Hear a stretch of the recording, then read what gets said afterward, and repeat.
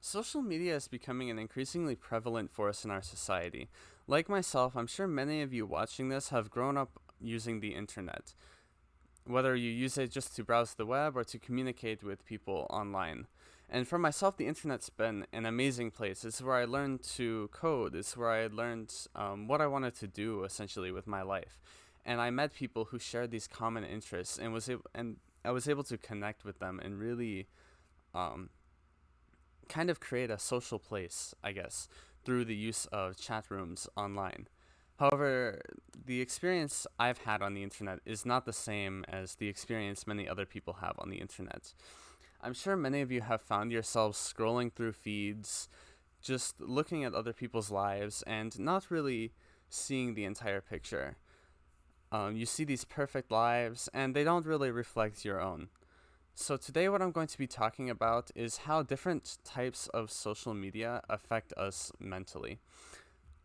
We'll take a look at some of the effects of social media, both positive and negative.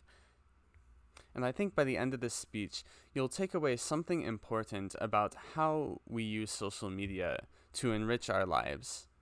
When you think of social media, some of the popular services that may come to your mind include names like Facebook, Twitter, and Instagram. And what's common between all of these social medias is the use of a feed. A 2018 article I read on the BBC website by Jessica Brown outlines some of the potential mental health impacts that social media has.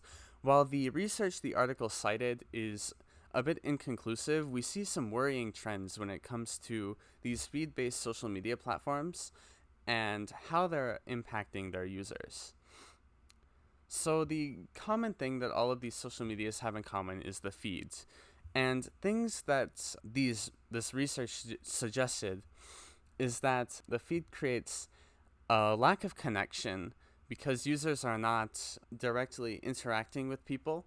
They are just scrolling through and just viewing other people's lives without really being a part of them. These social media platforms have also been shown by different studies to both be a cause and a coping mechanism for depression.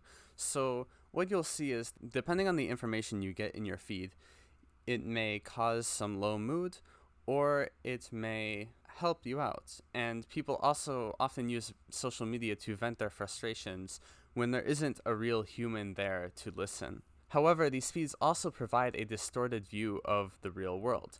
You hear everything about fake news with Facebook to just people posting only the good parts about their lives. So when you scroll through these feeds, you are really only seeing what people want to present to the world, and you're not really getting the full picture of what's actually going on. Social media also has some addictive qualities. I read a paper from the National Center of Biotechnology Information website which outlined some of the addictive qualities of social media. They concluded that there's some common features in modern social media, and I'm talking about social medias with feeds like Twitter, Facebook, and Instagram, which keep their users online. Because with things like targeted advertising, the social media companies are going to make more money for the more time that users spend on the platform. So some of these features include endless scrolling. So for example, in Instagram, once you've reached all of the end of all the new posts from the people you're following, you'll now get suggested posts, and these will go on forever and ever as long as you use Instagram. There's also what I like to call the algorithm, where companies will use artificial intelligence to determine what you are interested in and serve you targeted ads as well as customized posts from sources that you're more likely to be interested in to keep you online longer. These social media platforms also have reward systems. These reward systems are things like counters, or maybe having a view counter, things that give you that little hit of dopamine when you use a social media platform and make you want to post again and be more active. So what's the solution to this social media dystopia that's kind of going on, where we have some potential mental health issues and some addictive qualities that aren't necessarily healthy if you look at them? Well, like I said, the internet is still a great place, and where I spent a lot of my time building connections with people that I felt were more valuable was in the realm of instant messaging. I looked at a blog by the author Krishna Pandey on a site called ListWorld that I think outlines some of the benefits to instant messaging. And what I found interesting is that it lacks a lot of the features that these feed-based social medias use to keep users addicted to them.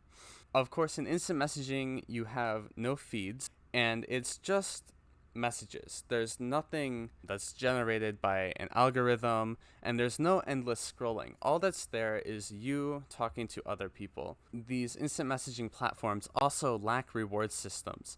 You don't really like a message, and the messages you're sending aren't exactly public. Now, in this article, the author points out some things which I've experienced in my own usage of instant messaging. On Discord, I've found communities of similar interests, so things like programming and computer science. I've been able to find other people doing those things, even if the people I know in real life aren't necessarily interested in that, and connect with them and learn from them. There's also more direct interaction through discussions. So, whereas on Instagram, I may like a post, in Discord, it's an actual conversation that I'm having with someone rather than just a post with a reward system attached to it. With everything I've covered in this speech, I can conclude that the way we incorporate social media into our lives determines how it will affect us. Next time you're scrolling through your Instagram feed, you may want to think about how you're using social media in your life, and perhaps a more genuine connection with people will come from using instant messaging services such as Discord or other online services which focus their attention more on the message than the feeds. Instead of comparing ourselves to other people and scrolling by and looking at their perfectly portrayed lives, we could open a conversation with them and start a genuine connection. This is where I think platforms such as Discord have an advantage over other social media. I want to leave you all today with some personal experiences from my friends that I met on Discord that they've had with the platform. Like everything in life, it's not all good. However, I think that the benefits outweigh the drawbacks of talking to strangers on the internet, and as you'll see, a lot of my friends agree with that viewpoint. Thank you for watching, and I hope you enjoyed.